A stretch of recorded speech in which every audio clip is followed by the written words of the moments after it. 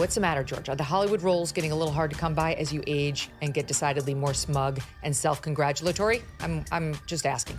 Megyn Kelly is taking aim at George Clooney in an 11-minute rant on a recent episode of The Megyn Kelly Show on YouTube. On an April 22nd installment of Variety's Actors on Actors Broadway, the Ticket to Paradise actor responded to Megyn's criticism of his portrayal of Edward R. Murrow in Broadway's Good Night and Good Luck. We don't tell people what to think when we show that montage at the end, for instance. You see Megyn Kelly, she's who's come out and said, I'm not a journalist. I didn't say I was a journalist. Neither is she, by the way. Anyway. But I'm not quite sure what she's done. I've at least been to, Darfur and Sudan and the Congo and been shot at and to try to get stories out. I'm not quite sure what she has done to be a journalist. Having said that, we only show her words in this play. We don't tell people what to think. It's not out of context. We don't manipulate it. We literally just go, these are your words. Well, the former Fox News host had a response of her own the next day and took 11 minutes out of her YouTube show to make her point. We begin on the subject of George Clooney, who is busy trying to look 30 years younger than he actually is with weirdly dyed jet black hair, trying his hand on Broadway. He's starring in a play about Edward R. Murrow because Clooney fancies himself a journalist, you see, and has lots of thoughts on how journalists need to do journalism. Like he does it, mainly. Like stumbling upon the biggest story of the decade, that a sitting president is mentally infirm and ought to be 25th Amendmented right out of office, and then burying it, saying absolutely nothing for weeks on end.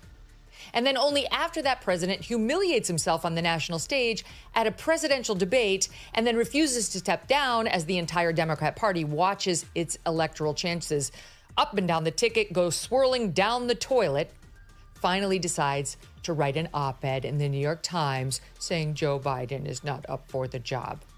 That's not journalism, George. It's cowardice, followed by naked partisanship. By the way, what's the matter, George? Are the Hollywood roles getting a little hard to come by as you age and get decidedly more smug and self-congratulatory? I'm just asking. And chooses to finish this show by lecturing the audience on how journalism ought to be done. Speaking as Edward R. Murrow, he warns about the ongoing struggle for truth and integrity in the media. Truth and integrity. About the potential for the media to be manipulated and used for propaganda. Apparently, he ends the whole thing with a video montage featuring, as the show closes, yours truly and Elon Musk doing a, quote, Nazi salute. Okay. Because Elon Musk and I are the dangers George Clooney fears. So our pal Georgie got wind of the fact that this show mocked him for trying to lecture anyone on journalism, especially given the timeline on his own disclosures about Mr. Biden. I guess we hurt his thin-skinned Hollywood feelings here on the show because these big stars, they're not very good at taking criticism, you see. They're surrounded by yes men, managers, agents, PR folks who tell them that their every idea is brilliant, every thought a treasure. Nothing but profundity coming out of George Clooney's mouth. Maybe that'll give me an invitation to one of his swanky Hollywood parties. And so Mr. Clooney is not quite sure what yours truly has done to be a journalist, which surprised me not at all. Not at all. Why would he know anything about the journalism career I have had? Absolutely none of my stories held any interest for George Clooney. Of that, I have no doubt. Not my 6 presidential debates, not my sit-downs with Trump, Putin, Modi, Netanyahu. His world is the world of entertainment and cosplaying human rights advocate on the arm of his wife. The one who followed the professional wrestler he used to date.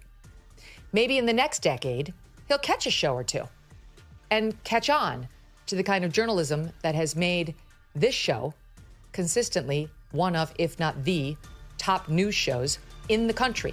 Good Night and Good Luck recounts Edward R. Murrow's CBS interview with Republican Senator Joseph McCarthy and growing paranoia about communism in the 1950s United States.